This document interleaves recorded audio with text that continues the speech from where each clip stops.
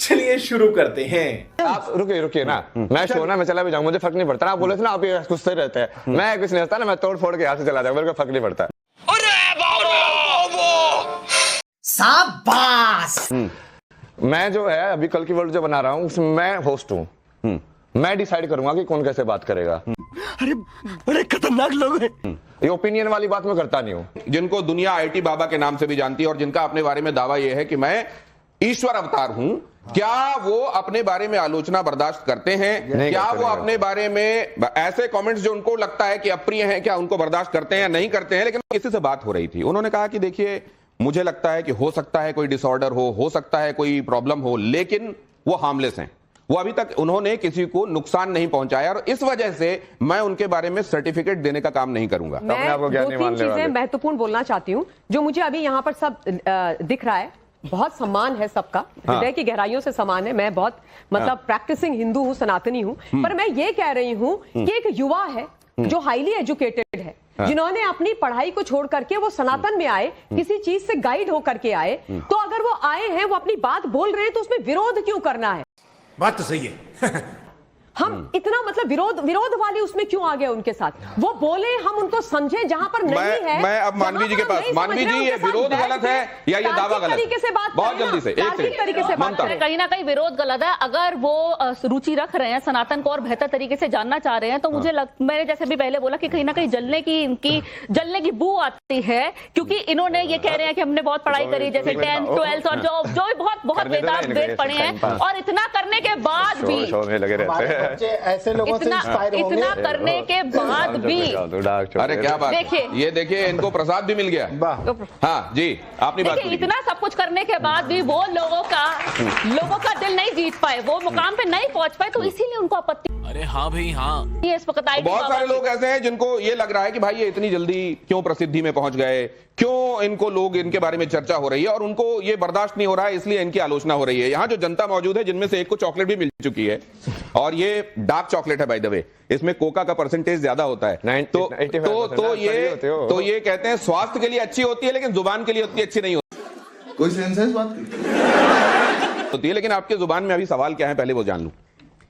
मेरा बाबा से सवाल है कि जैसा आपने सर बाबा जी आपने बोला था कि आपको अपनी लाइफ प्राइवेट रखनी है, किसी से शेयर नहीं करनी, ना ऑडियंस ना मीडिया से, तो अब लाइमलाइट में क्यों आना है? मैं तो बोला मतलब प्राइवेट और पब्लिक में आपका सवाल हो गया। हाँ, मेरा प्राइवेट और पब्लिक में अंतर नहीं है। मैं तो इनको ये बोलता हूँ कि मैं कैमरा रोलिंग कुछ नहीं होता मेरे लिए, जलवा है हमारा, मेरे लिए हमेशा कैमरा रोलिंग है। वो कहते हैं कि सेम ही हो, प्राइवेट और पब्लिक को सेम बना दिया। वो कहते हैं मेरे लिए जैसा ये है वैसा ही वो है, आपके लिए फर्क होगा। हाँ, मतलब आप कब ये सोचे कि आपको इस फील्ड में आना है?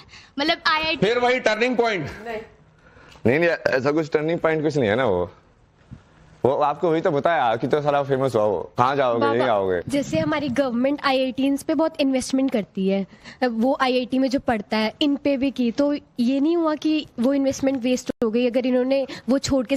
नहीं, अभी मैं सब लोगों पूरा IIT का वही चेंज करें ना, विश्वविद्यालय बना रहे ना, श्री विश्वविद्यालय, जहाँ पे असली एजुकेशन होगी। अभी तुम फिजिक्स पढ़ रहे हो, पर तुमको फिजिक्स समझ में आती है कभी? चार्ज समझ में आता है, मास समझ में आता है क्या होता है? भाई साहब कुछ ज्यादा नहीं हो गया ये?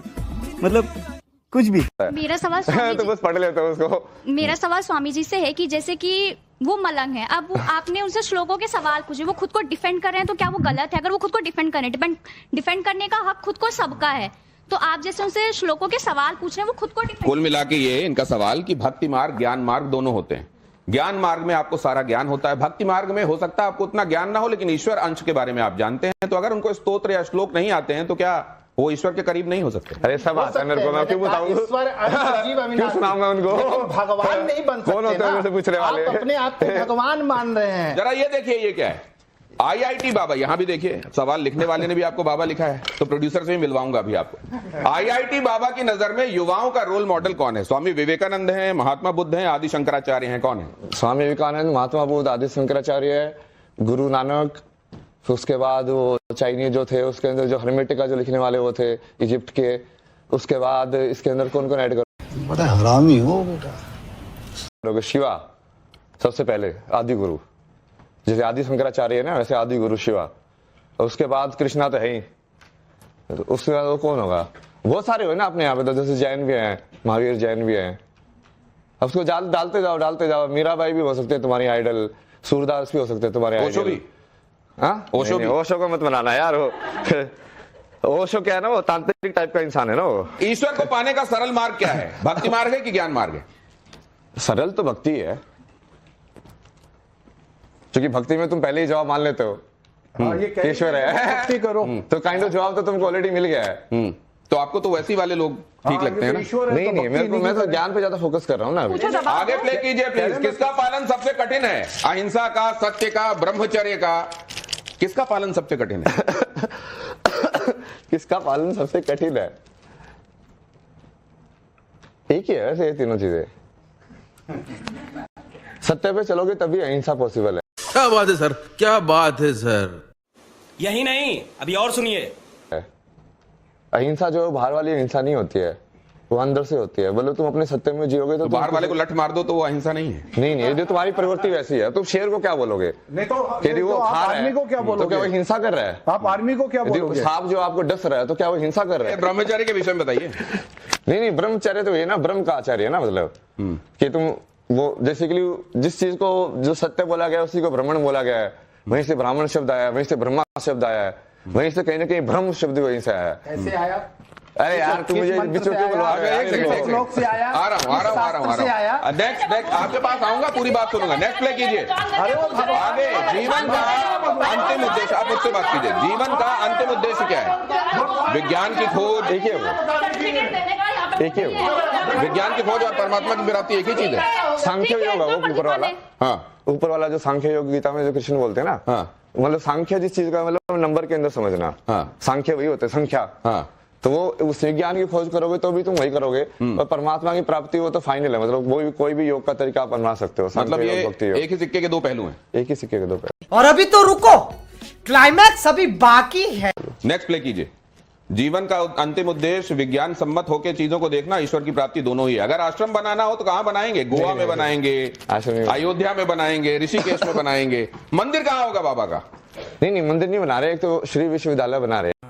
ये बड़ी अच्छी बात कही आप। उसका पूरा प्लान किया कि वो बीच में सरस्वती देवी का मंदिर होगा, फिर उसमें 64 जो योगिनी है, 64 जो कलाएं होती है, उनके हिसाब से मंदिर होगे, और जो जिस कला का जो देवी होगी ना उसके हिसाब से उसको सिखाएंगे वहाँ पे, और उस टाइप की एनर्जी बनाएंगे वहाँ पे। महाकुंभ का सबसे आकर्षक चेहरा कौन सा है? ये सवाल ही गलत है। अभी तो बोले तो सबसे बढ़िया यही निकला है। सबसे आकर्षक चेहरा कौन सा? मेरा। तो आप ये कह रहे हैं कि चौथा चेहरा होना चाहिए जो मैं हूँ? तो मेरा तो डाला ही नहीं। तो आप तो दिख ही रहे हैं इसमें। आप इनमें बता दीजिए। मोनालिसा। राजा जी अपनी शक्तियों का पूरा इस्तेमाल कर रहे हो। इनमें बेहतर विचारक कौन है? किसके विचार बेहतर हैं? महात्मा गांधी, डॉक्टर हेडगेवार का आगे मतलब इनसे तो बेहतर ही है वो। पूरा वो भी नहीं है क्योंकि वो राष्ट्र को देख रहे हैं। वसुधैव कुटुंबकम का कहीं ना कहीं वो कॉन्फ्लिक्ट आएगा ना उसमें। राष्ट्रवाद और वसुधैव कुटुंबकम को दोनों को कैसे हैंडल करोगे अब आप? कि नेशनलिज्म वो अमेरिका वाला हो जाएगा। अमेरिका फर्स्ट है कि वसुधैव कुटुंबकम है। तो सब धर्म में और जो लोक धर्म में उसमें वो कॉन्फ्लिक्ट है, धर्म संकट जो आप बोल रहे हैं। लेकिन आप जैसे कहते हैं कि प्रजा जो है वो पालने के लिए होती है, ईश्वर की सारी प्रजा होती है, लेकिन उन्हीं में से रावण छांट लेते हैं, वो उन्हीं में से कंस छांट लेते हैं। तो इसी तरीके से वसुधैव कुटुंबकम तो हो सकता है, लेकिन जिस मिट्टी में पैदा हुए वो हमारी राष्ट्र है, उसको हम सबसे ऊपर रखेंगे। दोनों चीजें हो सकती हैं। दोनों चीजों की समझ होनी चाहिए। दोनों चीजों की समझ होनी चाहिए, लेकिन इनसे बेहतर वो है, आपने कह दिया। चलिए नेक्स्ट प्ले कीजिए। IIT बाबा के लिए पहले क्या? गीता, संविधान। गीता साले का खोपड़ी तोड़ साले का। गीता की जगह आप वेद भी लगा सकते हो, जो कि वो साइंटिफिक भी है। फिर जैसे गीता में वो सिर्फ जो ज्ञान टाइप में है ना, और वेद में डालोगे तो वो साइंस की बुक भी वही हो जाएगी। मतलब साइंस की बुक भी वही है, आध्यात्मिक बुक भी वही है, और तुम्हारे संविधान की बुक मतलब जीवन को तुमको धर्म कैसे जीना है वो भी वही है। IIT बाबा से संबंधित ये सवाल देखिए जरा। बेहतर प्रधानमंत्री उनकी निगाह में अभी तक कौन है? जवाहरलाल नेहरू, इंदिरा गांधी, अटल बिहारी वाजपेयी या नरेंद्र मोदी? अटल बिहारी वाजपेयी बहुत पसंद है मेरे को। कविता भी लिखते थे ना वो बहुत।